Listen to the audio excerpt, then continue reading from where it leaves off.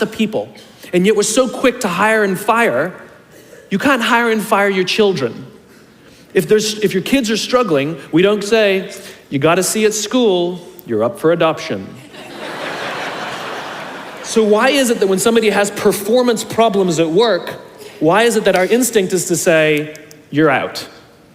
We do not practice empathy. What does empathy look like? Here's the lack of empathy. This is normal in our business world. You walk into someone's office, someone walks into our office and says, your numbers have been down for the third quarter in a row. You have to pick up your numbers, otherwise I can't guarantee what the future will look like. How inspired do you think that person is to come to work the next day? Here's what empathy looks like. You walk into someone's office, someone walks into your office and says, your numbers are down for the third quarter in a row. Are you okay? I'm worried about you. What's going on?